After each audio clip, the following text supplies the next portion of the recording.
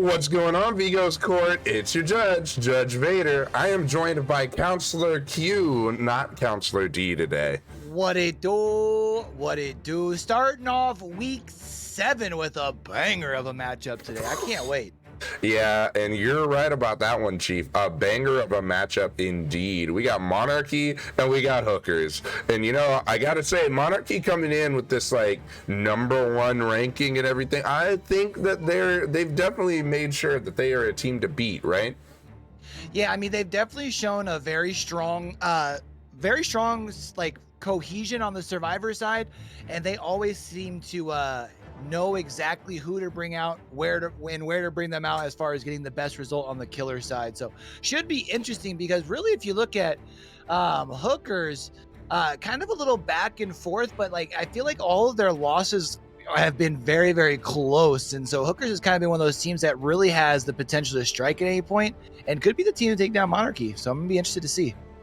Yeah, I would agree. Hookers definitely has the opportunity to take them down. It just depends. Like, I feel like Monarchy is really, really good at getting those gens done with a quickness on the Survivor side. So how aggressive can the killers be to prevent those gens from flying as fast as they are flying? I think we've seen a lot of killers go at Monarchy and try to like camp to second stage, things like that. And Monarchy just time and time again goes, yeah, that's not going to work here because we're just not we'll just do gens then. We're not gonna try to be altruistic and send 3 people to your hook. Yeah, I mean they're able to be very efficient. I think I'm wondering if part of that also helps with the fact that your home map isn't exactly a map that normally tends to bring out like a lot of S tiers, right? And it also has been like the first half of the season we've seen a lot of teams not go with the S tiers yet, but I'll even be interested in seeing moving forward because they do have 3 of their last 5 games here are home games. I'm going to be interested to see if teams start maybe, especially like on fathers, maybe start bringing more like nurses if they have them available. Because, you know, this is a team that like people are going to want to beat. Yeah. You know, what's interesting though, because we talked about this before, the really, really good teams, when S tiers have come out against them, have seemed to perform better than if you don't bring an S tier. And that's really been an interesting dynamic within Vigos this season. I feel like that's one of the major talking points for us is why does this happen, right? Like you would think the S tier comes out and it's like, oh man, they're coming to play, and they got wrecked. Yeah, well, I mean, I think I don't want to say it's something that's strictly unique to Vigos, though. I would even say we see it a lot, like when I'm casting over in DBE. You know, it's teams spend so much time scrimming, like Nurse, Blight, Spirit, that it doesn't matter what map you bring them out on. And then especially when you talk about in the dynamic of Vigos, where it seems like at least recently, a lot of times that they have come out haven't necessarily been in ideal map situations for them. So they kind of are like behind the 8 ball doubly, if that makes sense. Yeah, that does make sense, and it's been interesting to watch. Definitely, I've been on the receiving end of it a little bit. With we overslept in week 1. We went ahead and brought Blight versus Arctic Wolves and got shown that was a no stage 4 out. Yeah. I mean, well, I feel like we've even had a couple where it's like 1 or 2 stages, which is so weird because then also you'll have, you know, a nemesis show up and, you know, get, you know, 12 hooks, no progressions. You know what I mean? It's kind of, or, you with know, the double zombie like, down. Yeah. Or like the, you know, ability on Temple Purgation getting, you know, 12 hooks, no progressions. It's kind of weird how things seem to work out that way. Yeah, it definitely has been interesting. And like you already said before, we are going to Father Campbell's Chapel. So let's go ahead and check out that map. Of course, being a Crotus Pren Asylum map, being on a little bit of the smaller side, and definitely having that circus in top, that's generally where we see the 3 gen kind of happen. So we do see several teams really attack that early. Yeah, I mean, it's part of it all depends on as far as where your corrupt comes in, but yeah, usually that top side there, that circus side, generally gives you even like sometimes a 4 gen over there, depending on how tight of a spread you kind of get over there. However, though, sometimes you do also get that 3 gen that's kind of on that chat corner too with the RNG. So something to kind of keep an eye on. Also seeing how quickly the teams attack that top mid gen, because that can kind of be chained into like loose 3 gen situations with either side, depending on like how the game's going. Yeah, that makes sense. Like, honestly, I would say this map is just, it's pretty strong for the survivors, in my opinion, just because a lot of the tiles actually have something for you to work with. This is not a map that has a lot of dead zones, unless you get those pallets out of the way early. Like, definitely, if there is a killer like a Bubba, like a Wraith, that just burns through some of those pallets, then those tiles become dead zones. But that's on the survivors to make use of those tiles in the early game as well as they can, and Monarchy's really done that well thus far. Yeah, I would agree, especially because it's a map where, generally most maps will have at least a couple of like weaker kind of filler pallets, but those pallets are what turns into, it's like the outliers of a building between tiles. So it actually ends up being a stronger palette, kind of like you're talking about, and it allows survivors to chain that together. I think that's why it's going to be important for our killers to make sure that they're really good with their time management, making sure that they're really more prioritizing one side of their map and kind of setting up for that mid to late game. Yeah, and I think another thing to talk about, we see some teams be really aggressive with like the throwing of pallets early, and like things of that nature. But honestly, I on this map, I don't think you want to just pre-drop a pallet super early because of what we're talking about, right? Unless it's like somebody like an Oni who's gonna get their power from you getting hit. Like, I wouldn't pre-drop as early as we see some teams do. I mean, I would almost make the call I think almost, when I think about it, I would almost say the opposite, because since they are mostly strong tiles and you can link them together pretty well, knowing that, especially if, like, let's say, I mean, even you could say Hookers is their survivor squad's been really well, but especially like, let's say Monarchy squad, when we've seen how efficient that they can be while you're engaging in just like 1 or 2 chases, what they're going to be able to do if they pre-drop a couple of pallets, yeah, you're creating a dead zone, but because you have to make the decision of, do I work around a strong pallet or not, you're wasting very precious time while the rest of the survivors are split. Yeah, and honestly, I mean, as we've already talked about, both Monarchy and Hookers are really good and efficient at getting the gens done. I expect for this to be a very survivor-sided matchup. But of course, as I say that, I think Moth on Monarchy might go ahead and tell me that I'm wrong, and go ahead and pressure this out, right? So what kind of killers are you expecting like us to see as far as today, knowing that we're on Father's Campbell's? Now we're over the hill, as far as like we're over the halfway point right now. We're officially starting the second half of the season. Because of a couple of unfortunate situations, most teams will have at least a bye for the rest at one point in the rest of the week, right? Mm-hmm. So you're talking about 5 games left, and quite a few teams have at least a majority of their S tier picks left. Do you think we see some of them come out here? I don't think we do, not this week. I think looking across the games, the maps that are decided, things like that, I don't think that we see the S tiers really come out until really the last few weeks of the season. I think it's gonna come down to this is make or break for our season, and that's when you'll see them pulled out. Now, the other question I wanted to ask you,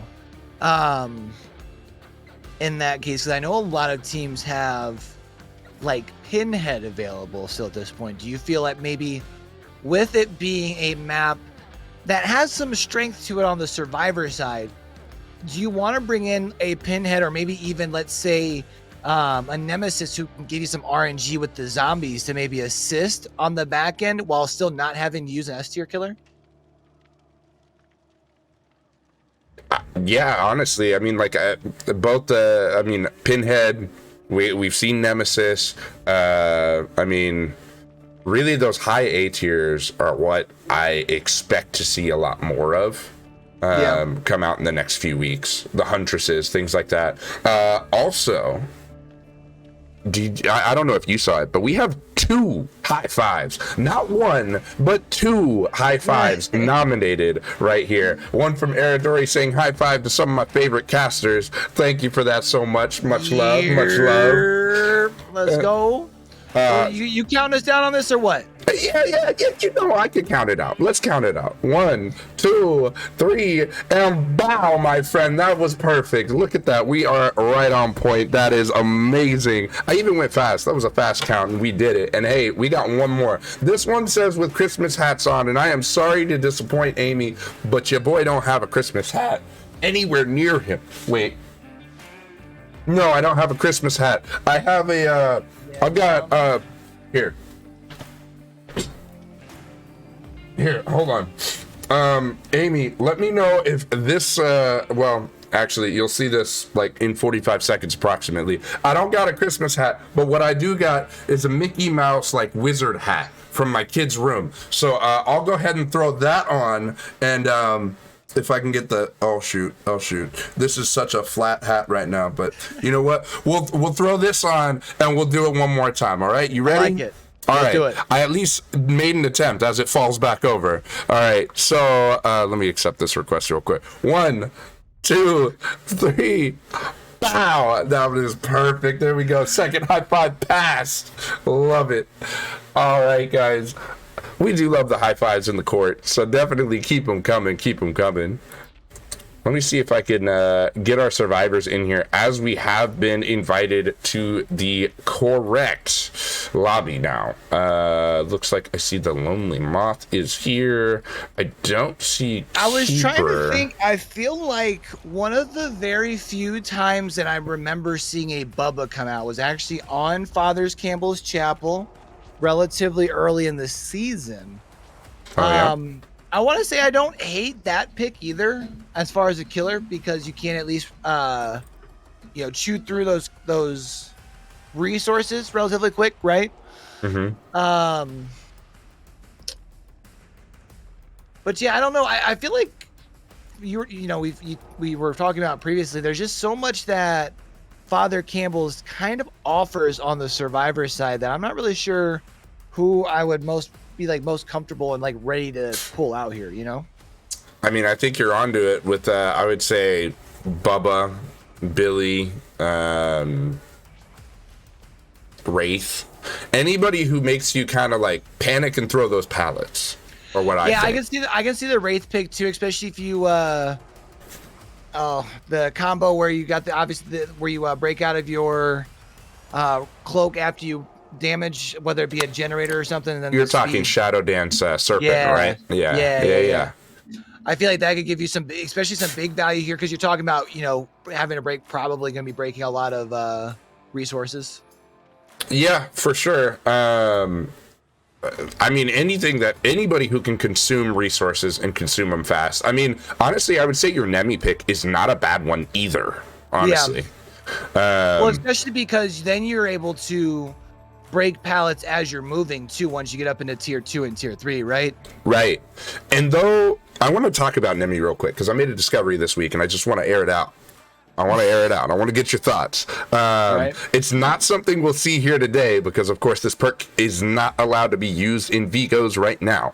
But I tried Pain Resonance on Nemi, and I've been running it a lot lately, and I've got to say, it is really effective, because no matter where the zombies are on the map, when Pain Resonance goes off, whether a survivor screams or not, the zombies are attracted to that location unless they detect like another survivor come into their range, of course, while they're heading to that gen. So they're at least by the gen. They're at least heading to that gen. And you actually have 2 zombies near the gen that pops. I can't say that I hate that. Yeah, that's actually pretty smart. Yeah, I think that's a new like Nemi pairing I expect to see when Pain Resonance is allowed in a lot of these comp leagues. Yeah, I mean, I do imagine that Pain Resonance is going to be a perk that, as it is allowed, we are probably going to be seeing more of it. Kind of like we saw Deadlock kind of shifting the meta, which is interesting. I've lately been going back and watching the Tofu tournament from a couple months back. And it's funny because that was only like 6 weeks ago, right? And they were talking how it wasn't allowed and how probably there weren't going to be very, they didn't see where it was going to either be allowed or why people would not even run it. And now like it's like a staple, you'd say, in comp, right? Like Right. 6 weeks later, For sure. Yeah, and man, Deadlock is still one of those perks that I'm not in love with. Like on the killer side, I just see too many survivors countering it, leaving a Gen 99. Yeah, it still provides some information until the counter really comes into play, and these high tier teams are countering it with ease. Let me know if you disagree, of course. I mean, I think it's one of those where it's like a lot of things. It depends on if you can get the value out of it. However, from what I can say, I feel like you can get some good early game value as far as if you're running it with Corrupt and you get that early gen. Then they're only down to being able to work on 2 gens, so you can get yourself a little bit of pressure if you don't already know where to be chasing. The other thing is at the end, if you're down to 2 gens, and let's say you're down to a 3v1 at that point, and then you get somebody on hook and the gen pops, now you kind of know, again, where your most furthest progressed gen is and kind of where to shift your attention to, you know what I mean? Yeah. So I think it's more about it's like situational, but I feel like the potential of how much, it's kind of like Ruin, right? We see how often Ruin gets broken, but you still bring it in because sometimes you can get so much value from it, right? Yeah, and I mean, I would say with Ruin, we see a lot of combos like Ruin pop, right? So that when Ruin gets cleansed, you're like, okay, cool. Now I have pop. And like a lot of teams will tell you that's because Ruin is really for the early game. When you get to late game, most teams are going to take out Ruin, or they'll stay on 2 opposite gens even if they get 3 gen, and Ruin doesn't end up hurting them as bad because they're just gonna keep getting right back on the gens and maybe double up on the 2 outside gens. So like Ruin provides you the most value when lots of gens are up, but it still requires you pressure the whole map. And I would say a lot of killers that we've seen even bring Ruin, we see teams pressure out 3-4 gens, and then Ruin doesn't end up being a big factor. Yeah, and it's just because if you don't have the pressure to go along with Ruin's not really a benefit to you. Yeah, but I feel like every time for every story that we talk about that didn't work, I could point to one and be like, yeah, but there was that one time that they were 4 gens done, like 80%, and then by the time someone was back on, it was at like 20-30%. You know what I mean? I would say I agree. I've seen that. I think that just comes down to play style, right? So like myself, coming from like as you know, like I help coach We Overslept, right? If somebody's play style doesn't fit their build, right? That's more of a problem of like either the play style or the build should adjust, right? And I think that's all I'm really saying. If you're not pressuring the whole map and you're camping 1 gen, what's Ruin really doing for you? We do see all of the correct offerings though, so let's review how these killers score. Definitely, as we talked about how Ruin could help them, right? So for sure, these killers are scoring by getting those valuable hooks. You gotta get those hooks for sure. Progressions are worth 1 less. So if you do camp somebody to second stage, you are getting less points than if you went ahead and let them get unhooked and hook them again. If you do get the 4K though, that will net you 2 more points. An entity kill is the corresponding hook plus those plus those progressions, of course. But a Mori, even a pig head pop, is actually only the corresponding hook. Bleed outs are equivalent to 0 points, so there are 30 points total available, and we're going to go ahead and get right into this match. I love when I'm right sometimes. Sometimes when you call it, you just call it. We do see Fear, the Dark Wolf, coming out here, bringing out the Bubba. I like this pick. Not sure as far as, I feel like sometimes you can maybe take advantage as far as with the extra door being closed there, especially with the build that we might be looking at here later. So it might be interesting to see how that plays out. But we're going to be taking Chase here back at Shack. You talked about it. We talked about we've seen a pallet go very early. Might see this one. Yep, this one going early here as well. Oh no, actually, you're gonna need waiting a little bit. Oh, an unfortunate tantrum. I think it might have been interesting to see that survivor actually had the flashlight. I was expecting Nancy still just standing there while Bubba's throwing a tantrum. I was wondering if she was going to try to blind. Yeah, I think you were trying to actually just make Fear make the decision there, whereas whether you want to chase, whether you want to go ahead and continue. We do see though going to top mid. That top mid gen is the one we were talking about prior to, kind of a big gen, and they are already attacking that one. But it does seem that they're probably split up amongst multiple gens. Fear also dealing with a split corrupt here. Actually, this generator over here has a lot of progress on it. We are going to see Fear going with the sweep around, but not going to be able to find anyone just quite yet. And they are actually going to be heading towards the middle building. That's a really big area to be working with. Oh, for sure. And can I talk about something real quick? We saw Nancy up like on that gen that had progress in the main building, but Nancy's who we were chasing first. I think Nancy is rotating in for survivors that are actually putting pressure on gens, and Nancy's just trying to take the aggro. Really good plays from Monarchy.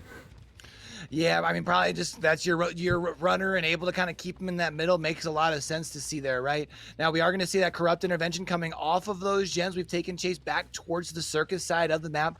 We talked about how this side can be very, very valuable for our survivors. It does look like they've already gotten one of the gens over here. There's going to be Fear actually breaking the pallet, so they're going to be able to make very light work of closing this distance here towards the Claudette. There's going to be generator number 2. Ooh, get stunned, stupid. That's going to help you build a little bit of distance here. Kind of surprised to see Fear not turn around and find that survivor that's right there on that gen. Yeah, Fear is definitely going towards the survivor, though, that's at kind of a, not quite a dead zone, but a little bit. Here's a vault here, so definitely helps them out. Oh, but we see Bamboozle, so locking that out. But the survivor, of course, being smart, abandoning that loop. The attempt, I think, was to try to catch him in that dead zone. Survivor's just too smart. Yeah, now we're going to be heading here, and I was going to say, we're got to be getting close to seeing that third generator getting done. And you'll also notice the gen spread that we're seeing thus far. They've already knocked out the 3 gen over here that's in the actual circus area. Even the one that's on the opposite side, you'll see that the only thing that's close as far as the 3 gen is combining this middle gen with it. So Survivors doing a good job of putting that extra pressure. Now, this is kind of typical for what we are kind of used to seeing as far as level performances, usually only looking at 1, maybe 2 hook states heading into the end game performance. We are seeing a generator number 4 coming in, but now we're off to this side of the map where the only pallet that we've thrown is the one that's here at Shack. Oh my goodness. Why? We don't see Bubba go ahead and vault there, and definitely I think that's a big mistake when you're bringing Bamboozle, only able to get the M1 off instead of getting off the chainsaw here. And we've seen some unfortunate attempts to corner and not getting it off here, of course, but you feel for Bubba to a point there. Yeah, for sure. It's always bad news when you're not able to get it off. But we are going to see here, another tantrum here, actually. And you would also...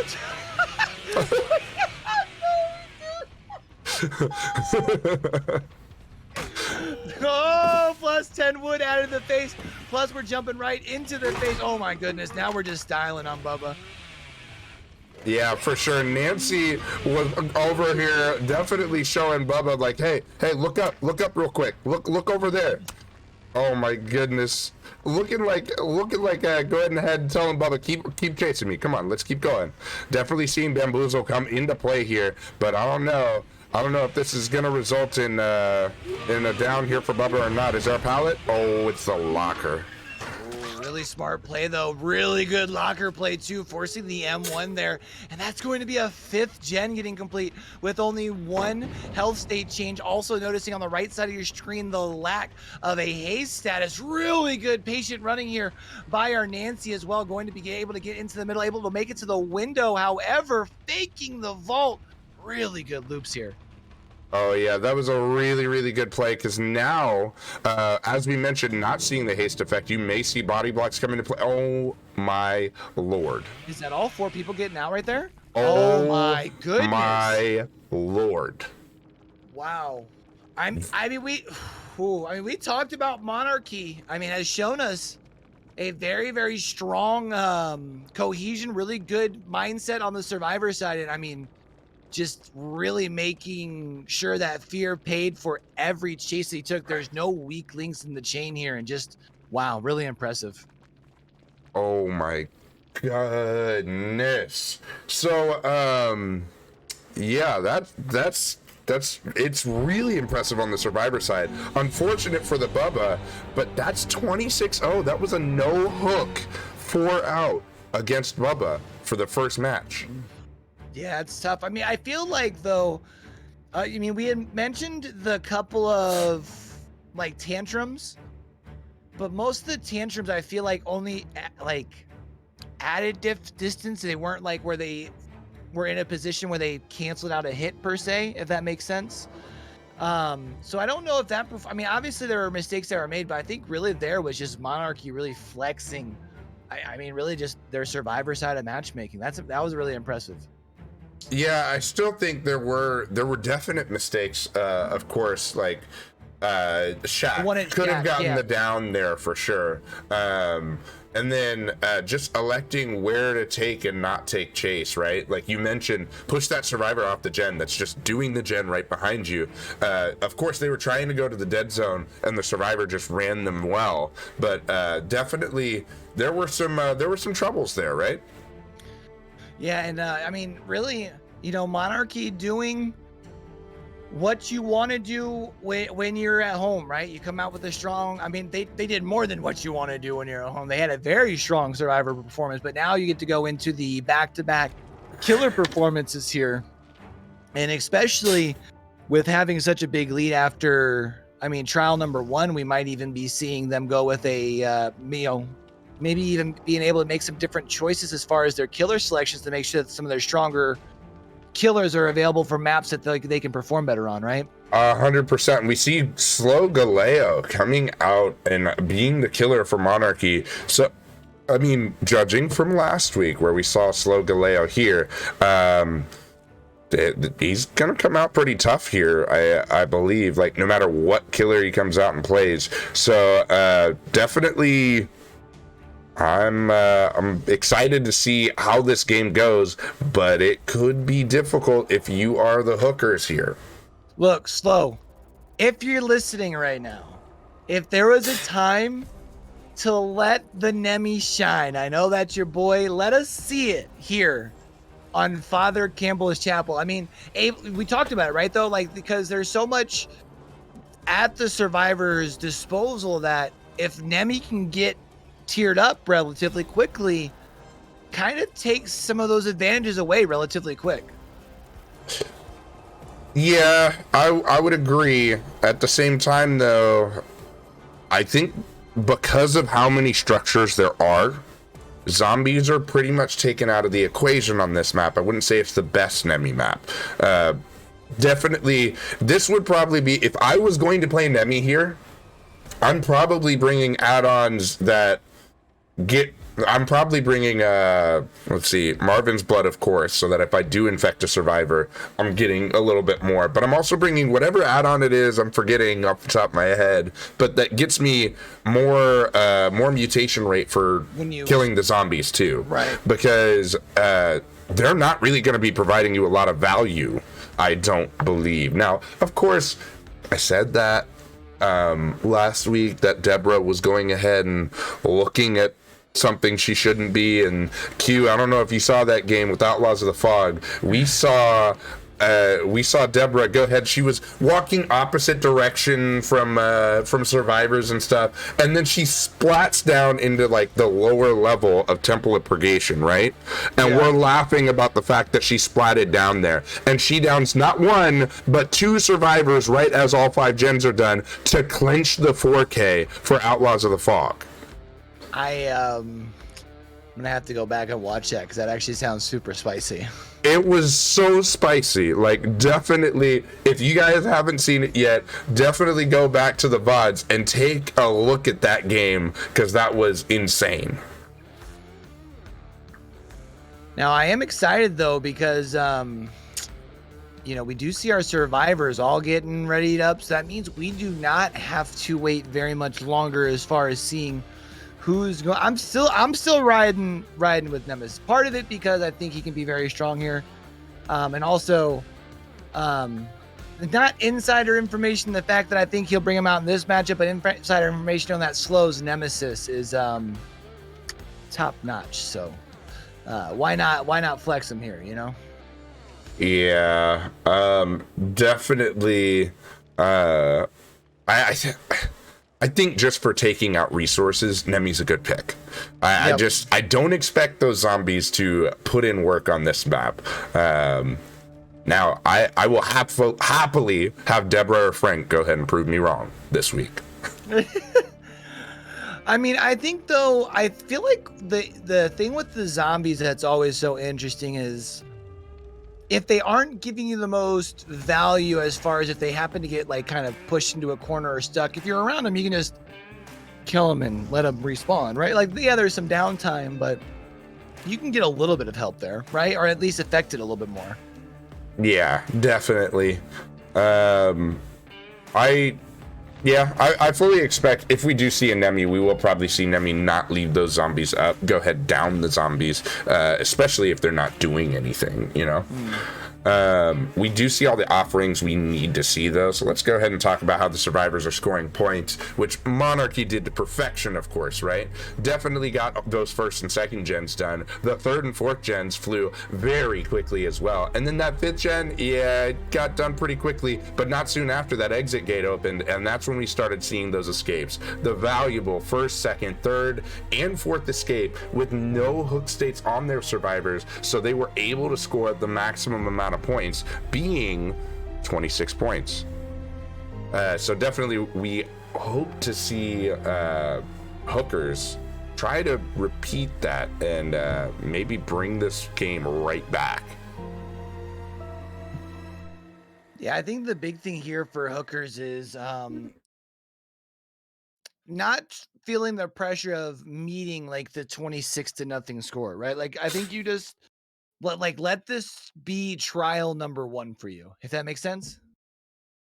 Yeah, I would agree. Like, treat it as if it's 0-0. You're wanting to, of course, catch up, and probably needing to catch up, but you don't want to try to force it here. I would agree with you. And hey, guess what? This was a pick that I had, not the Nemi, but of course, Wraith Boy. I thought this would be a good map for him. So we've seen two of the options we brought up. The only one we hadn't seen is Billy so far. Yeah, I mean, I do like this pick here. Going to be able to get the M1 here relatively fast as well.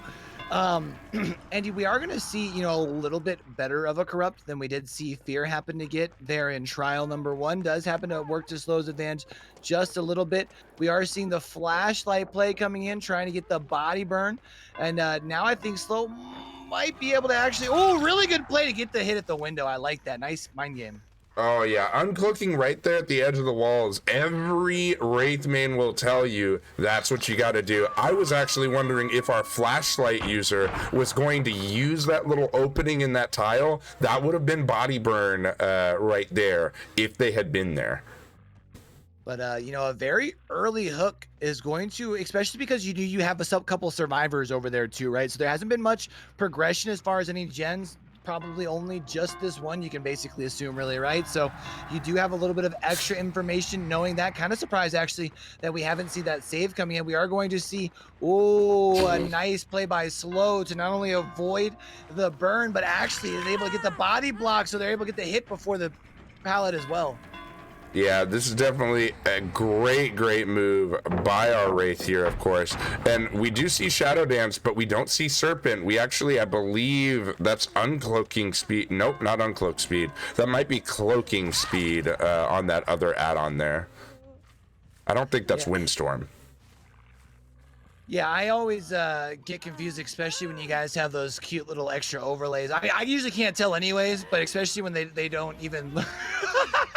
Well, uh, so with Wraith, I mean, like, it's just the symbol on top of it that, like, that's tells you true. what it is, right? So I always find his to be a little bit harder as well. I just know that, like, ox-looking thing is the shadow dance. So that's the kicking and breaking is faster. But that other one, Is it that the one might on the left actually. that you were thinking? Because I think the right is serpent. The right is not serpent. No. Serpent is a brown add-on. Actually, it's a soot add-on. Ah, okay. So that one, I don't know what it does. We'll have to Really look at good the body cloak blocks speed. here by Slow, by the way. Is this no, this is gonna be to cause the extra time to pull them out of the locker here. Oh, slaps him with the D. Gotta love it. I definitely didn't call that. I think that actually is Windstorm now that I look back at it. So that is actually our movement speed. So that's what Slow is using to help get those body blocks. Yeah, I mean that's honestly a very common thing that we do see from the Wraith. You know, even like as far as in public matches, right? Especially with the extra movement speed with the recent, well, more recent change to Wraith. It wasn't that long ago, right? But I like it because it kind of makes him a little bit more viable. Not gonna be able Oh. to get the hit there. That's huge. That's gonna be two generators actually while we continue this chase here with the Claudette. Yeah, but we still see that Shadow Dance coming into play, as well as the extra movement speed is just so good. The getting the body block there because of that Windstorm. We're seeing, as I said, playstyle really dictates like what you should and shouldn't bring, right? And for sure, the way we are seeing Slow play with these two add-ons, it is exactly that.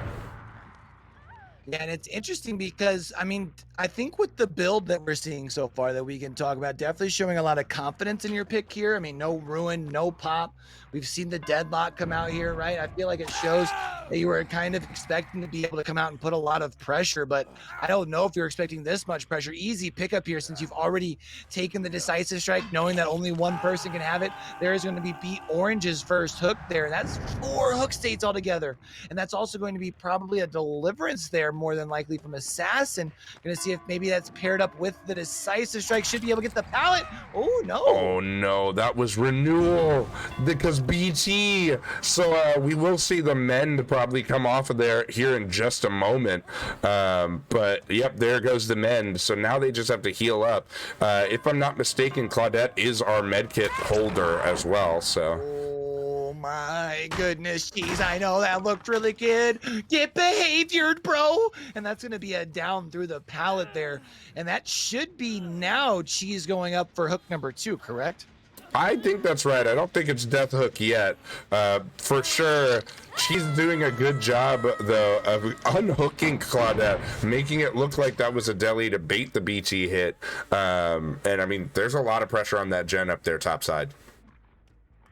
Yeah, we're hearing that they're up there working away on this thing here. Doesn't quite have the fourth piston moving yet, so not quite to 75%, but still a decent amount of progress nonetheless. And we talked about it heading into the matchup. That is a generator that holds a lot of value for this map here. Nice body block, forcing the Cheryl to have to go back out and around.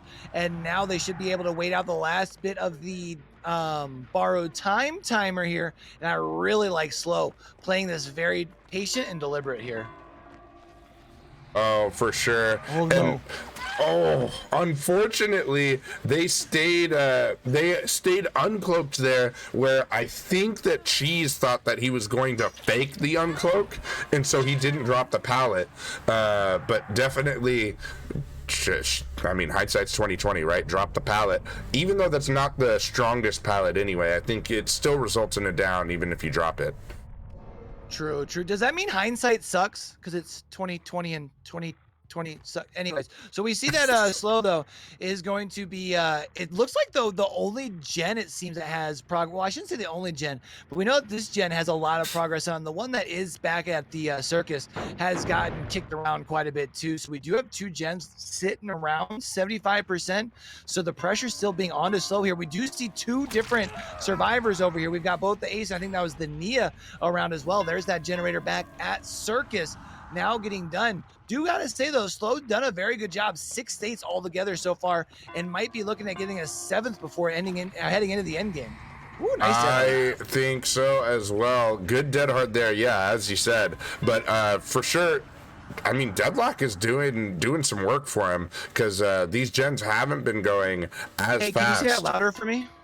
Deadlock has been doing work for him. I know I've been hating on the Deadlock, but you know, like I think this is a prime example of how to make it work for you. There is an insane amount of nap pressure being put down by this Wraith. I mean, how much time is going in between these hooks? These hooks are coming fast and often, and I think for that reason you get a lot more use of Deadlock because survivors are not able to just sit at the Deadlocked gen, as we see here, putting down Repressed, further making it so they can't progress that gen for another 30 seconds. Wraith will take that all day and just chase you, as we see, and is going to probably get another down and another hook here. It's interesting to see the Repressed come out, though, mostly just because I feel like you haven't seen Pop thus far, right? So it makes me wonder if maybe you're giving Slow a little bit extra time to now get this hook, cloak up, head back over towards that gene and still put more pressure on it and still be able to get it kicked thus far, because it's only just now getting uncovered from that Repressed. You know, the thing I really wonder, yeah, they do get that off. Unfortunately, now they get to make the discovery that there is no Ed on the field, and they're trying to actually go get the save, and that's unfortunate. Claudette's gonna go down. Now you just have to wait out the BT. No Ed in competitive. Oh my goodness. Let's hear about it in chat. Whoa. But yeah, we are going to see the no Ed here in the end game here, actually taking the chase back here in the actual circus portion. And actually, looks like B Orange off the ground from an Unbreakable as well. Yes, either an Unbreakable or a Soul Guard. I've seen several teams actually bring out the Soul Guard, expecting no Ed at the end. We may actually be seeing a Soul Guard play. We are going to see Slow. I like this play here. Go ahead and take the hook here. Go ahead and secure yourself another hook stage here. You're now up to 9 of them things. Doing a really good job thus far. We are going to see a door getting open. That's going to be across the way. We also see some scratch marks hitting there. I do believe there should be enough room between where Slow is and this survivor. They should be able to get out the door, just leaving Assassin behind. Nice body. No. Oh, that would have been nuts if they were able to get the body block, dude. Oh but my really gosh. Good, I mean, Slow really showing up and showing out. 10 stages, 9 stages plus a progression with the Wraith coming out here on Father Campbell's Chapel and really building that distance between them and Hookers, looking to try and solidify an early decision. Yeah, and can we talk about how these survivors really did recover there? Because that was looking like a 4K to me until the Unbreakable happens. You open the door, and the other survivors able to rotate over there. Yeah, I mean, I definitely think it's a good momentum builder heading into trial number 3, right? Because you're going to have to go back on the survivor side. You know that you're going to have to go out on the survivor side, knowing that this has to. You don't want to say it has to be a 4-out like we saw in trial number 1, but you know, the better your performance is, the more manageable you're making your win condition for your killer in trial number 4, right? Yeah. If you're the Hookers. Oh, for sure. I think you definitely gotta get. I think at least 3, right? You have to get 3, and with the way your killer kind of got ran by Monarchy with the first match, you're probably wanting the 4-out just to make it easier on your killer, because I think even with the 3-out, it's a tall order to go ahead and still be able to win, right? You might have to have a perfect killer game at that moment, right? For sure. One thing that might work out for you, though, is, I mean, Monarchy might, knowing that, you know, we're heading down the end of the season, maybe you conserve a pick here with a 35-point lead. Maybe. But with how many killers are on the board, right? And with how many weeks are left and how well Monarchy's done to kind of already solidify their spot in the playoffs. Playoffs. Yeah, definitely. I think that we may see them not really pull a punch like you may expect, like them bringing like either a trickster or something like that. I think that they still bring like a low A tier or Susie or Riot. Susie or Riot, you think? I don't think Susie. Jeez.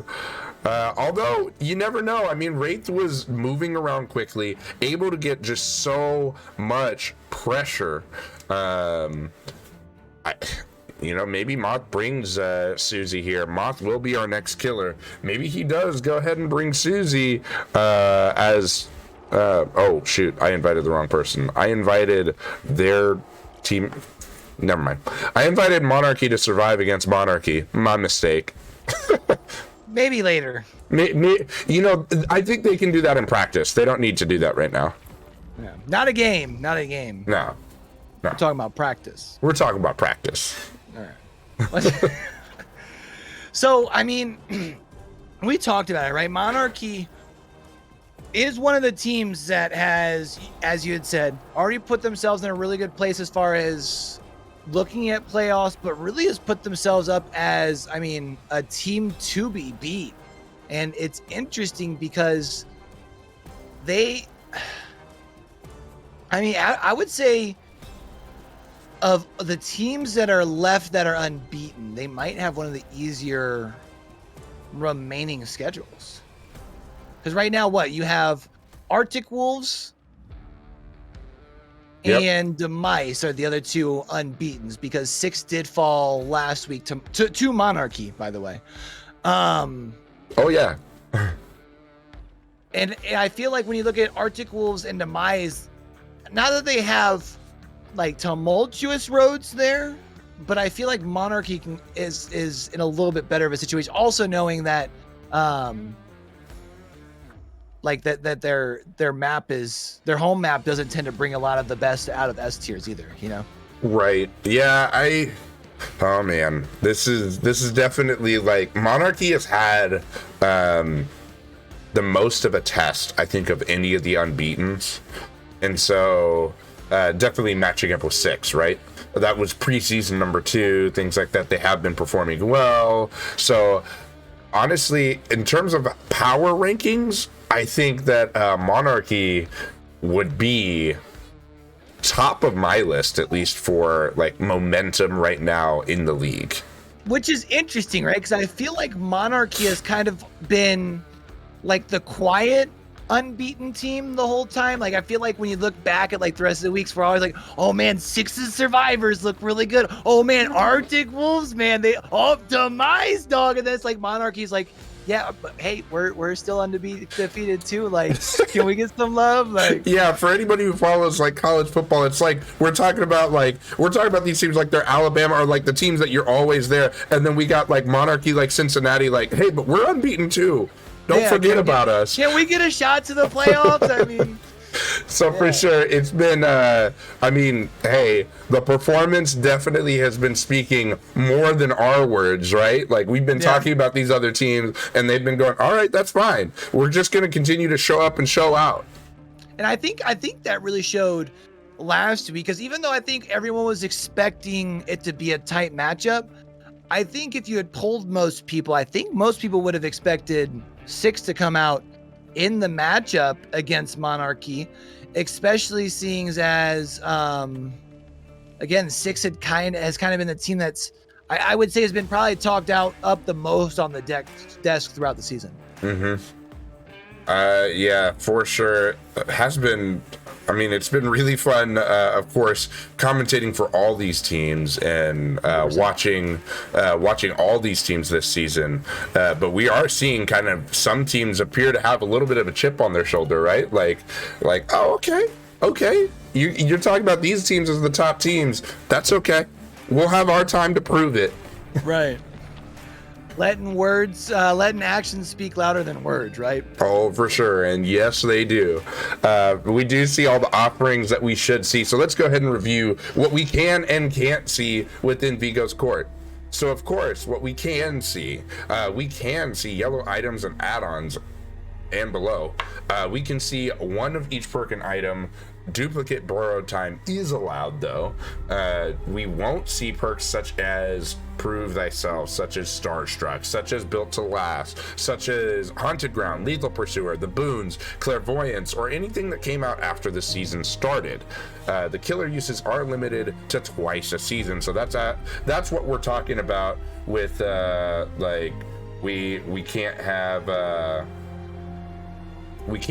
any like nurse every week or anything like that. So for sure, as we are progressing in the season, killers are paying attention to how many uses they have for each.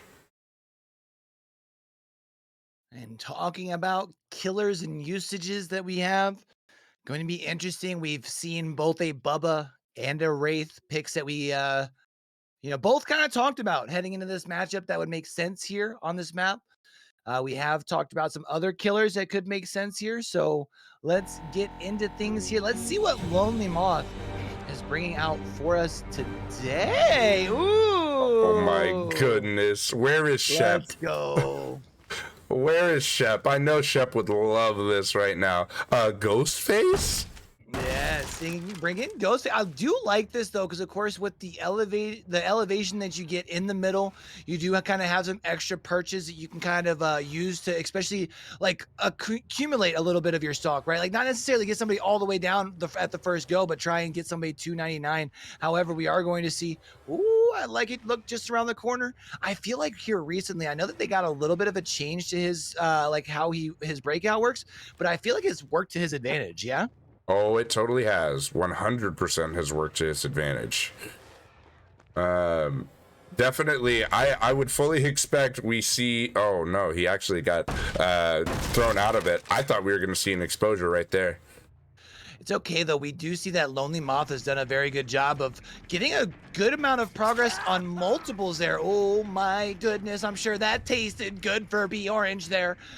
Getting the nice hit, even a little bit of a head nod, I think, there from the Lonely Moth. Now going to be able to pop that power, get that. At least we don't have to worry about a red stain there. Also a nice thing working here. We are going to see a swing and a miss there, though, through the pallet space, which, of course, does also break you out of your pallet power. Should be able to see it. Ooh, I really like the hold W strategy from B Orange has actually caused 2 swings and misses because they just, have been expecting a pallet drop. Oh, yeah, definitely. And we do see the exposure actually happen here. Do we get the swing? We do! Oh, man. Going ahead, getting it before that pallet's dropped.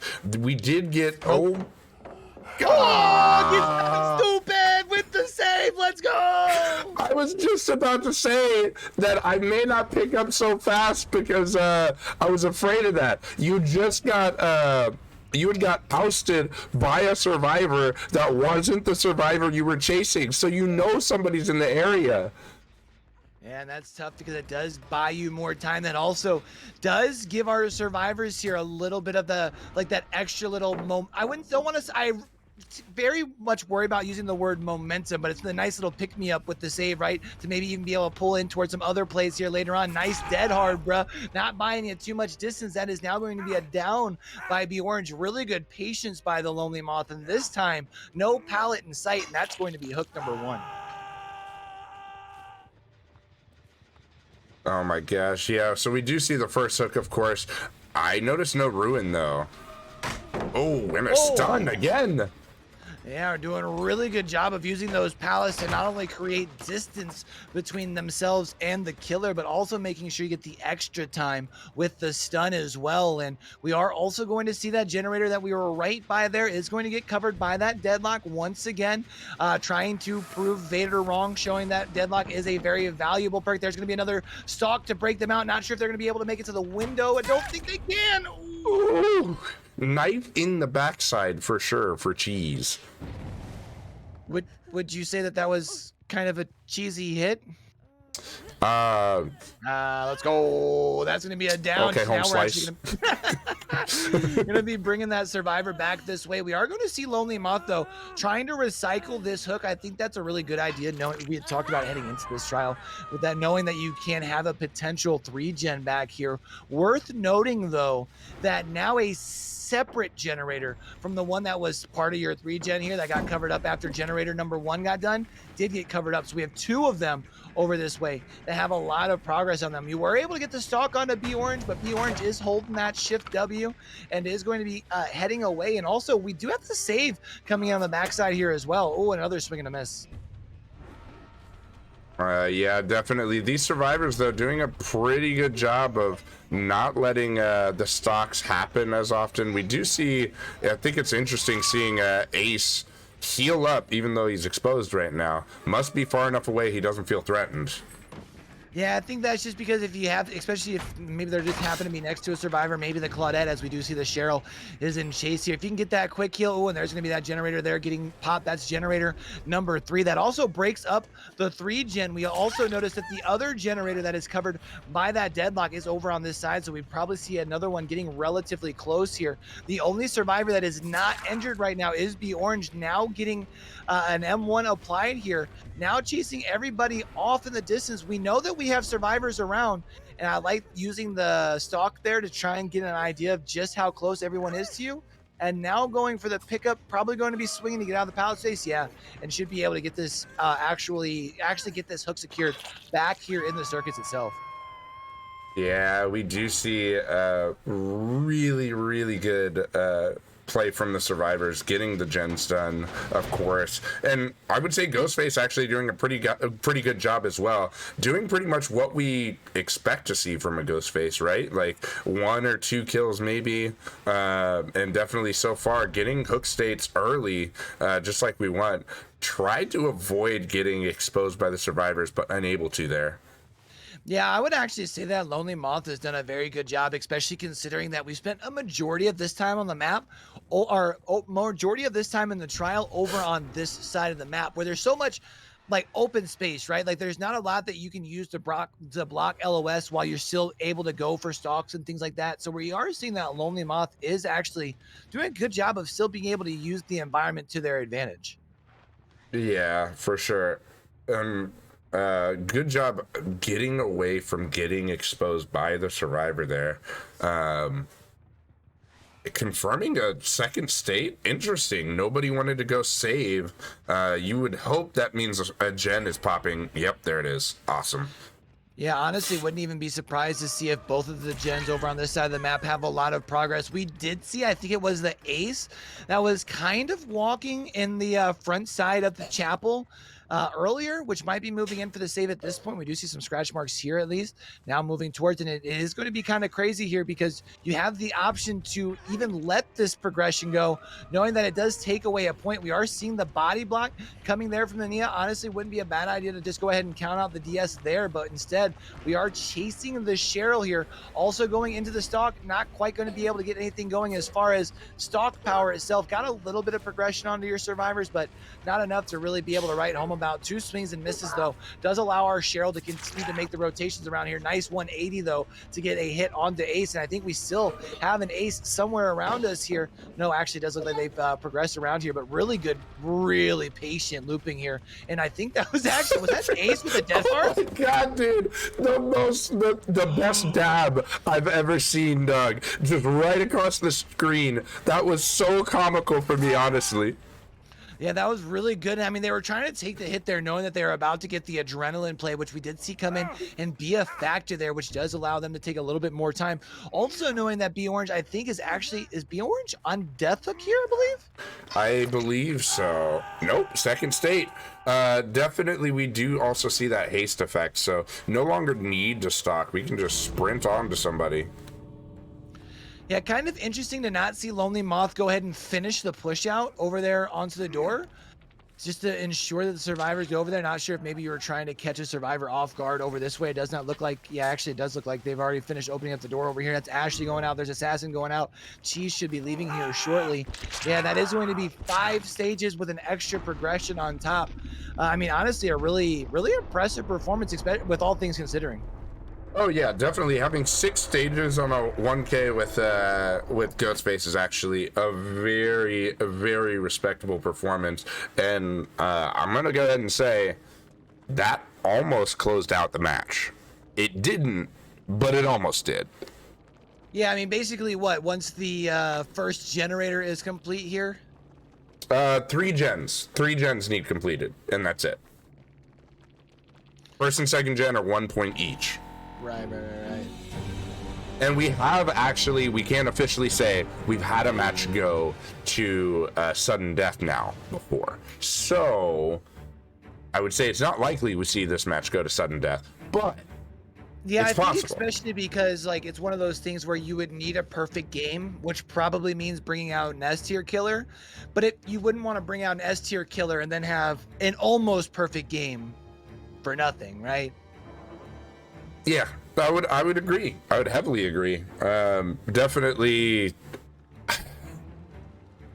I think if you're hookers here, looking at the outlook of the season as well, I don't know that there is a path that makes it all the way to postseason for them. There may be.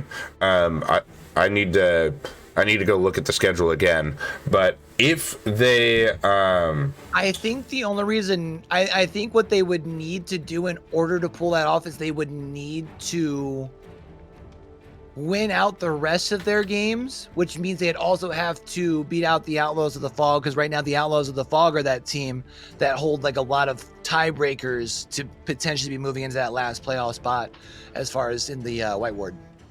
Yeah, for sure. So should be interesting to see what shakes out on that side. I feel like on the Black Ward Conference side of things, it's a little bit more concrete who it looks like are front runners, right?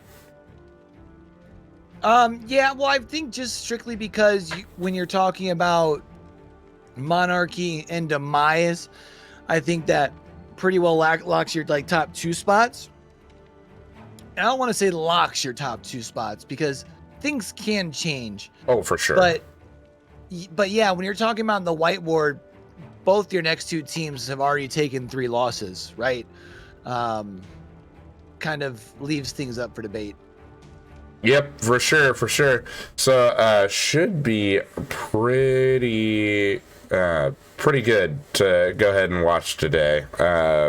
This last match, as well as the 9 p.m. match we have between, I want to say, is it Deathwish or Remedy? And is it Deathwish who they're playing against? No, Demise. No, Demise. Yeah. I was trying to remember the abbreviations for some of the teams. I was like, yeah, actually, Remedy's captain popped into my chat today because we happened to get into a lobby together. Unfortunately, our random 4th quit like right off the rip. So 3v1 in pubs. We all know how that goes. Yeah, Q. Unless you're having a 5-gen run, 3v1, nah. Yeah. Yeah, that's where you need to harness the inner looper and go ahead and just do as well as you can, right? Yes, 100%. Give them the loops, the fruity loops. One thing though worth mentioning, I feel like we've talked a lot about Monarchy and how good they've been. Hookers was, if I'm not mistaken, our first fill-in team of the season. They did not start the season with us, right? Actually, I believe they did start the season with us. The week 1. I don't think they played preseason. That's what I meant. That's what I meant. They weren't here for the qualifiers, and they filled in for a team though, and like correct. They kind of filled in last second, and I feel like every week we've seen them. We have seen quite a bit of improvements, and I mean, really here when you look at the score. You take out the 28-0, Yeah, take out the 26-0. Oh yeah, for sure. And it's a close game, you know. Oh, what I yeah. mean? It's just, and that's kind of the way I feel like. And I feel like I was talking with Dyer with this last week over in DBE. It's kind of interesting because, like, you sometimes see when you get like late into tournaments, like the scores are really widespread, and you expect all of the games to be like decided by like 5 or 6 points. But sometimes when you have teams that are so well matched, when the pressure's on in one trial, a survivor team makes a couple of costly mistakes together, and that's the difference between a 2-out and like a 4K with 2 gens left. You know what I mean? Yeah, 100%.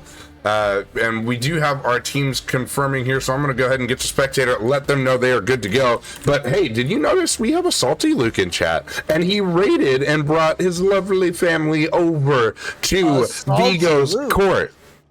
I love it. Yeah, shout out to Salty. Hey, appreciate seeing you again, fam. And I believe, if a little bird told me right, I believe might be seeing Salty Luke making a debut on Vigo's here soon. You know, I think that is most likely correct. Definitely, I am excited to go ahead and see that. As I know Salty will do super well as a caster as well. So I'm excited to see that. And I'm gonna be interested here in this game. I want to see.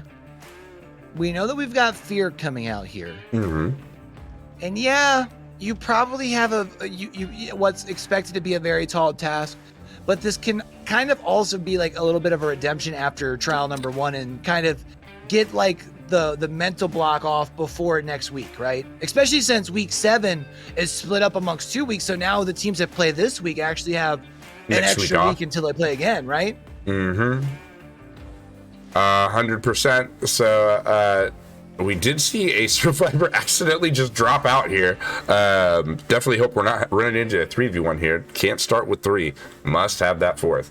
But yeah, I think that it's actually nice having week 7 be split, especially with the holidays here. So definitely shout out to Vigo's team, making sure scheduling works out and that people can have time with their families for sure, because that is very important to us at Vigo's. Yeah, for sure. And there we go. Hey, we got our 4th bag. Let's go heading into trial number 4. And if you're not first to join the party, you're last, and last has just joined the party. Well, it's the fashionably late, you know? Oh yeah, I was going Talladega Nights, but fashionably late's fine too. Jake's just making sure that everyone knows that we we're waiting on the show, you know? Yep. Like a good neighbor, Jake Park is there. Yes. Yep. Right. 100%. I love the face drop though. Just that you did that. You did that. All right. All right. So as we've already let our survivors know that they are good to go, I'm sure last is just finishing making sure completely set up. Yeah, you don't want to accidentally all of a sudden load back in with like your normal pub build because you like backed out of customs. Right? Granted, Vigil head on. Right. Hey, you know what though? I mean, unless they want to come in with just the blast mine, flashbang, quick and quiet head on build. I mean, that's what I've been trying to have fun with memeing around in pubs lately. So good lord. You know, I've been talking about pubs builds. I've been doing the like Metal of Man, Breakout, Saboteur, We're Gonna Live Forever. I'm just out here trying to be a problem for killers. I went on Sunday, I streamed and I didn't touch a gen once for 10 hours of streaming Dead by Daylight. So you were the reason your teams were struggling to get out of the doors. 100%. 100%. Without a doubt. I was the reason that like everybody's like, why are these gens not done yet? Meanwhile, me just running around with the killer. Metal Man twice in one game. Let's go. It was fun though, for sure. Let's go ahead and review what happens if a penalty occurs in a match. Definitely any matches with penalties could be played out. They could be restarted, or possibly both.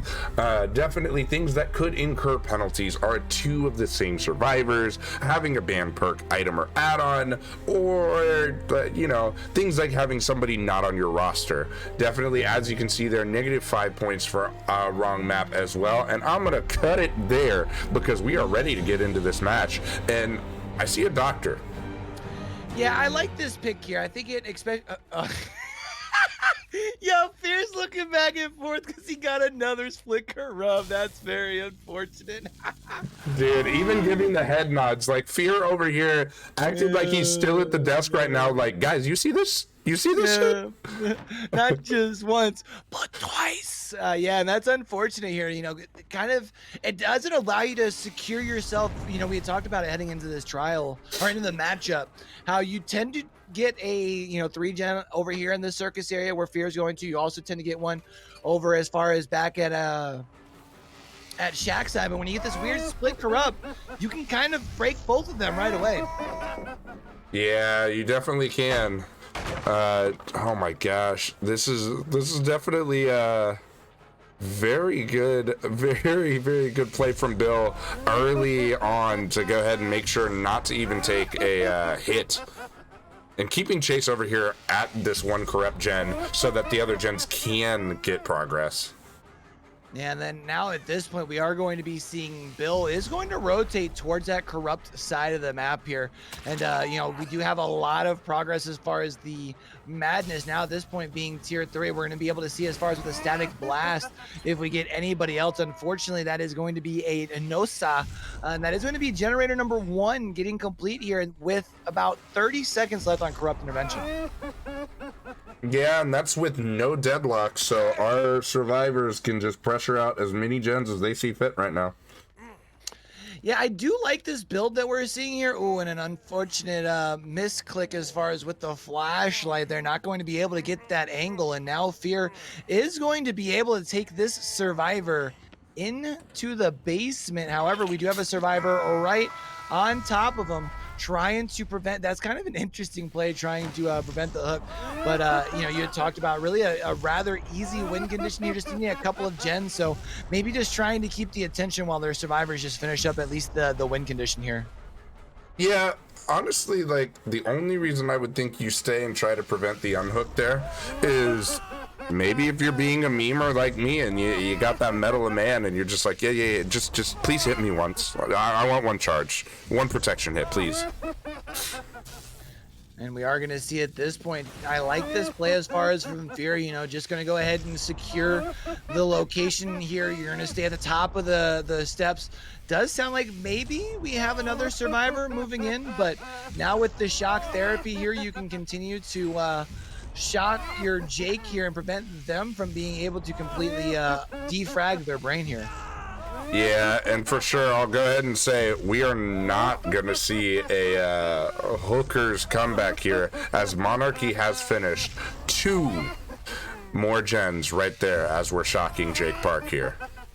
And we are going to see a second player move in here. We actually also see a... Oh, yeah, it's not going to work because of the levels there, homie. You're going to have to try and get this static shock here on both of them, which is going to be pretty hard to do. You get at least the one. There's going to be the swing and the miss. Yeah, now you're going to have to... Oh, you might get the body block here. You get the grab. Oh, not going to get the grab. No grab, but you do have static blast. Do you go ahead and pull it? Apparently not. No, I don't. It's interesting here because you do have at this point where the survivors have allowed, altruism to be a little bit of an extra killer here. You know what I mean? But I think this is just going to be Keeperly taking the sacrifice in the basement at this point. I agree.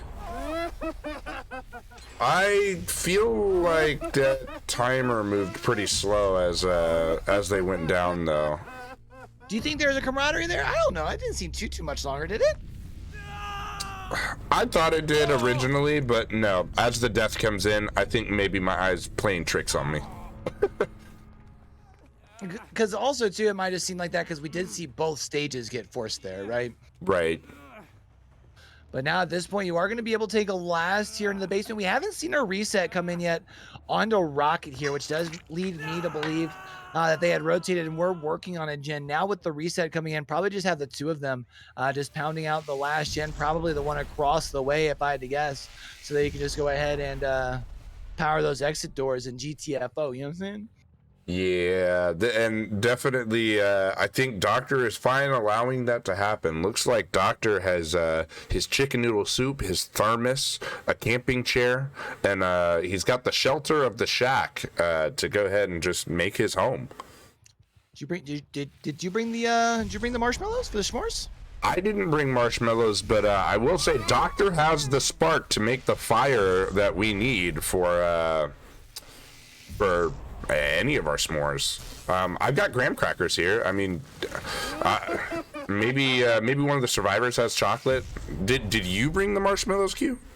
I mean, I didn't know we were setting up for a camping trip, to be perfectly honest. So I did not. I am here for to go along for the ride. It does look like we are about to see, second stage forced on to last there. And I think actually we have both of our remaining unhooked survivors in the area. I thought last time we had done a static blast, we had gotten both of them.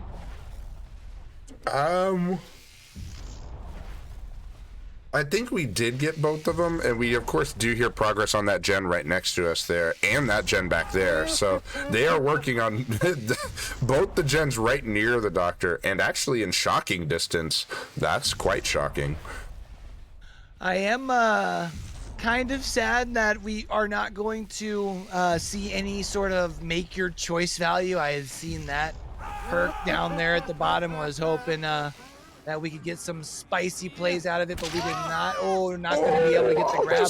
So this will be a 1-for-1 here. Do we think that that's probably going to be a borrowed time play? Yeah. Yeah, I think so. I think it's gotta be.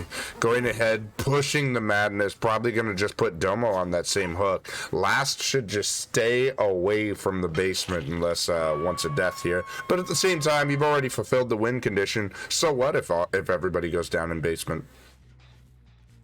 Yeah, I mean, that's true. I mean, especially because I feel like with them coming over and putting pressure on the two gens over here and seeing how little pressure is on those gens, wouldn't be surprised if the gen across the way is the one that initially, I guess, Rocket and Domo would have been at for the reset before pushing over towards this portion of the map. That one might be just about ready to go, but not going to be surprised to see them maybe retreating back, trying to go for the reset, maybe trying to get a little spicy here, knowing that you've already secured the dub.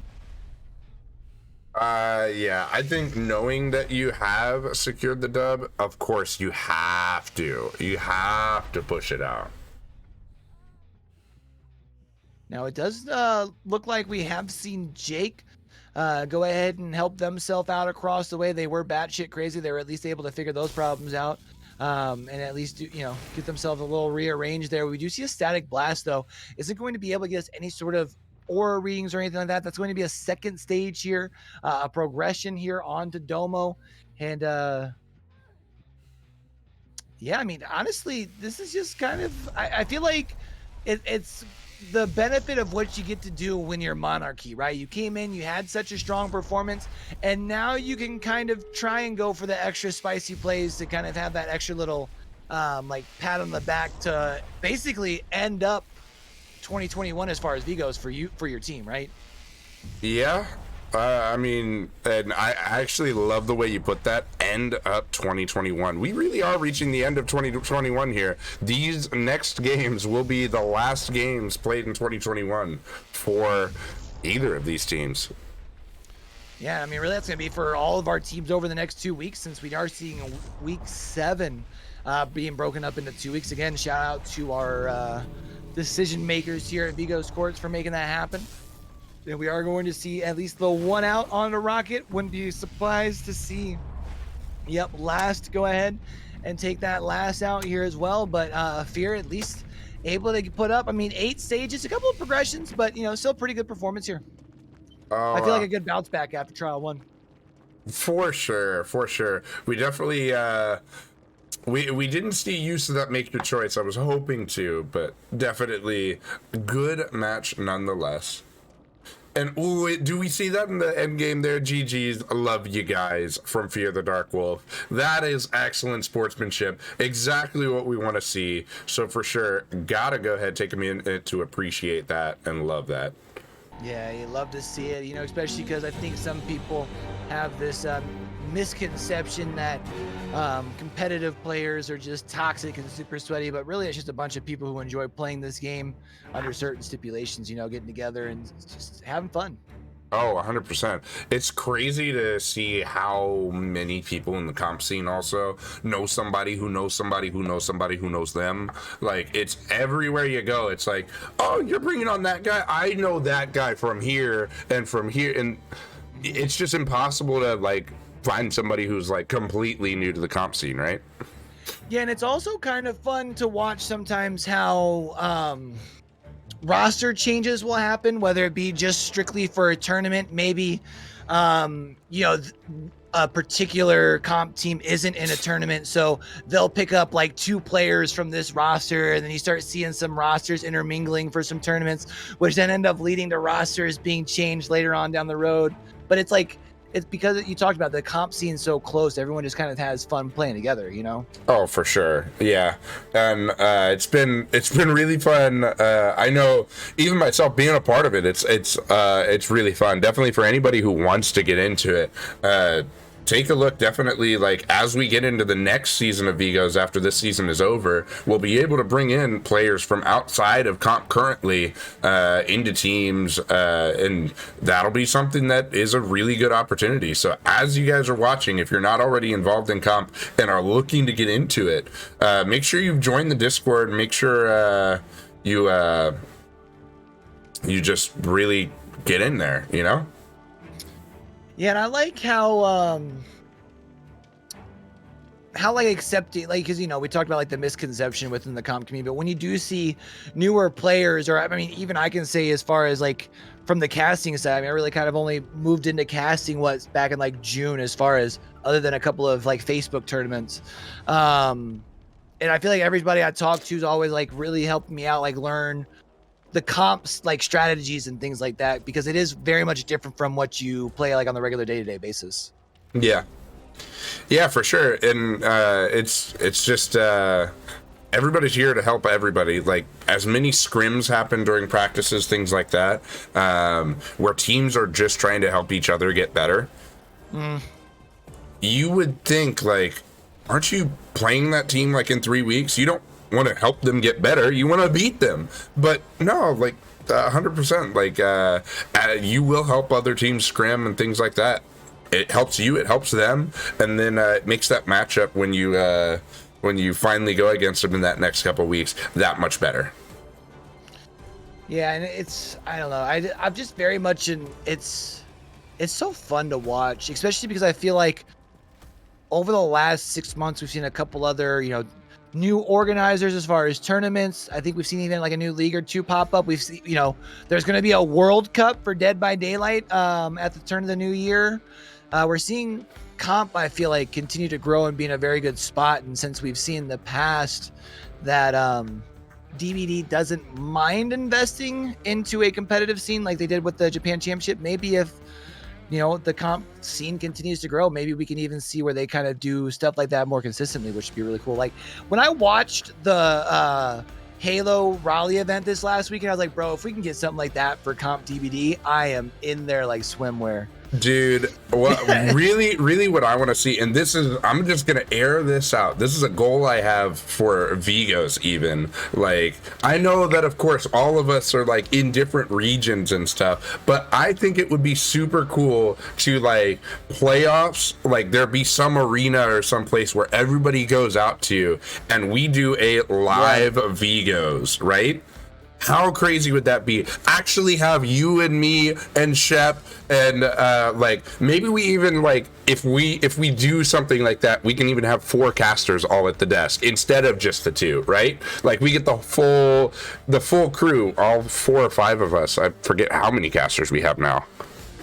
Yeah, I mean, especially because too, then you can kind of really do more of like have a crew doing the breakdown in between games, and have another crew that's in the game, and then switch it up at some point, and I think it'd be a lot of fun. Oh, Yeah, it would I be mean, so much fun.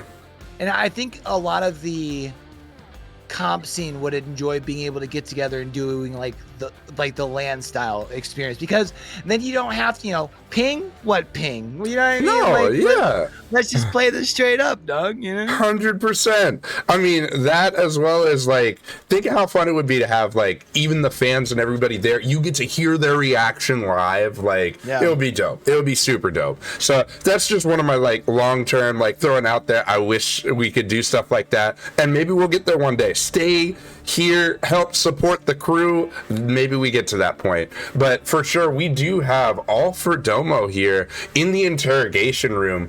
Domo, tell me how that match was doing, fam. It started off real strong. Oh crap! Nope, Push to talk. Okay. All right. It started off real strong in the bubble game. We were a bit confused with what was happening.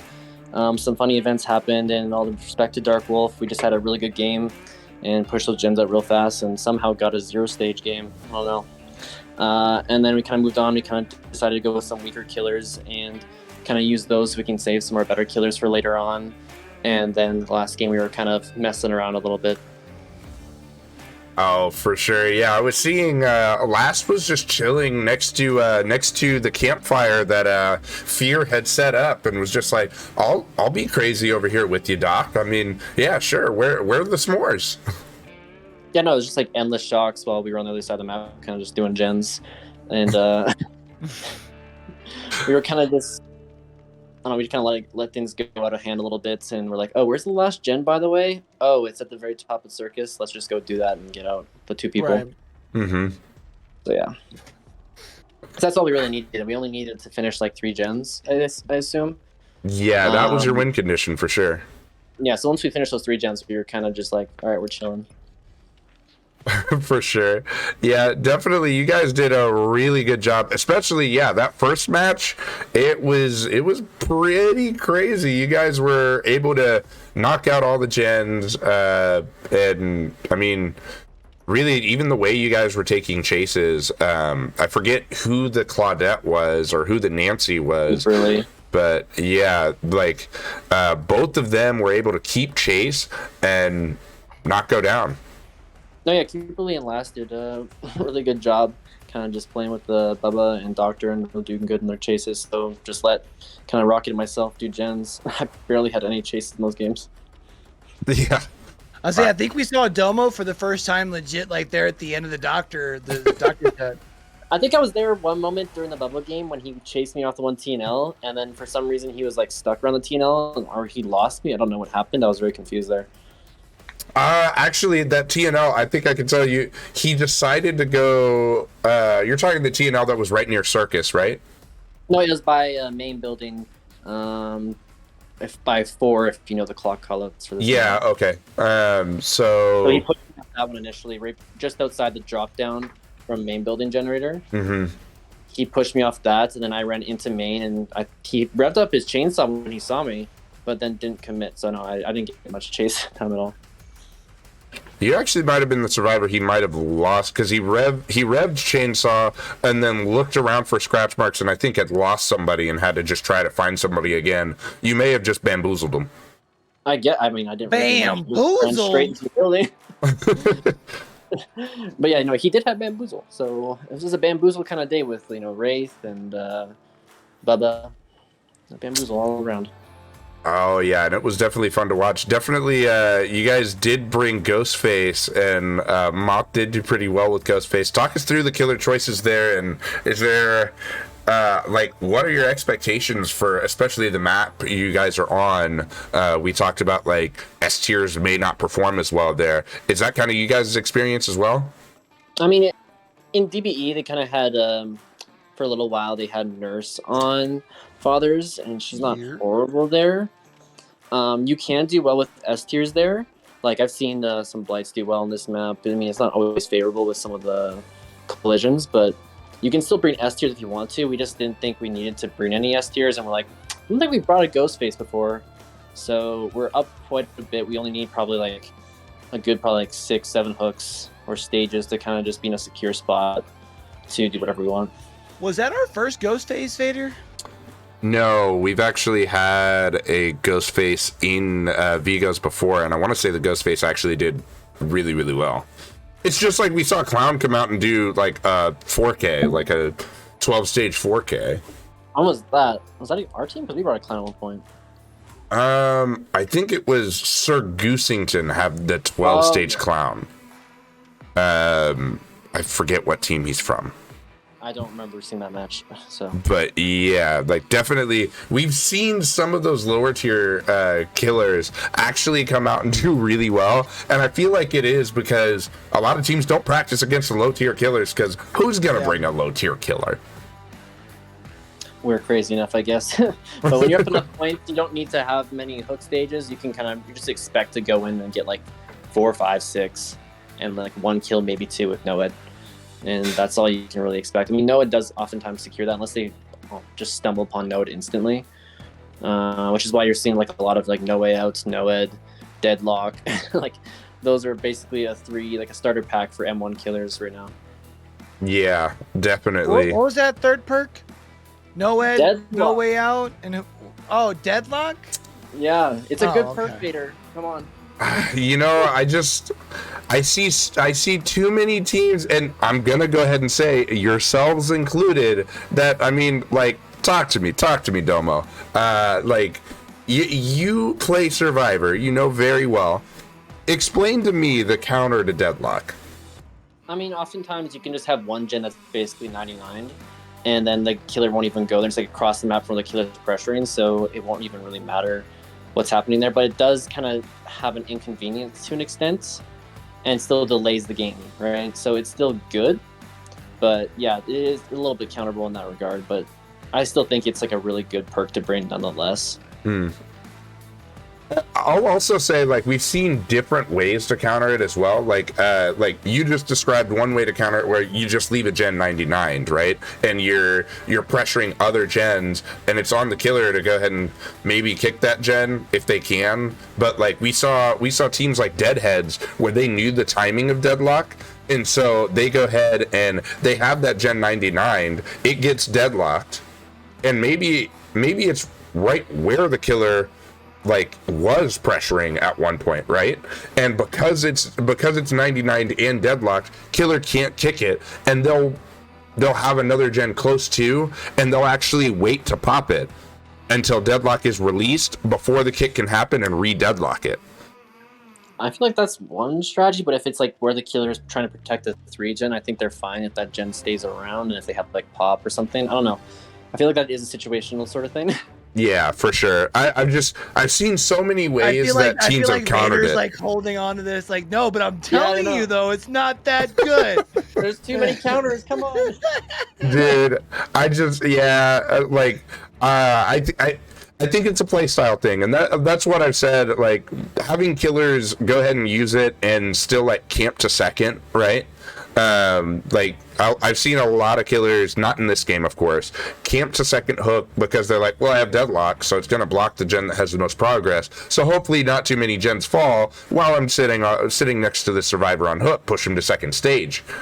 I don't see the value in it in those cases, because I mean, sure, you may push somebody to second stage, but that gen's likely going to fall if you're staying there for the full 60 seconds.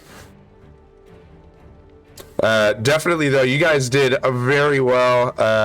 And do you have anything you want to say to your fans, to the fans of Vigos Court, or to your opponents? GG's to Hookers, GG's to Dark Wolf. I haven't really seen Dark Wolf play much killer, so respect for him to coming out against us, and hopefully learned a thing or two and had some fun. And we're gonna be coming back, I think, next week to play Demise, if I'm not mistaken. In 2 weeks, I think. Oh, 2 weeks or next week? because week 7 is split up into 2 weeks, so it's next schedule week. But since you guys are in the first half of week 7, there's no more games for y'all next week, because next week's like week 7B, basically. All right. Okay, that makes sense. Well, that's gonna be a fun game against the Mice. That'll probably be another one to watch. And then To start off the new year, baby. Yeah, exactly. Hopefully a fun way to kick it off for Monarchy and go hopefully the whole season undefeated. But we'll see how that game goes. We'll do our best. This should be a fun series. Yeah. But have a good night, everybody. Oh, for sure. We appreciate you coming out, Domo. For sure, guys. Nice talking to you as always. 100%.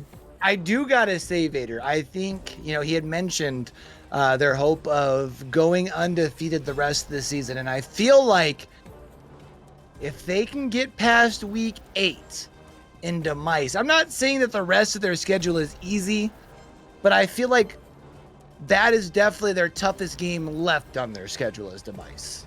I would say of the three unbeatens, I think that I think Monarchy is likely going to get there. Yeah, I think so too.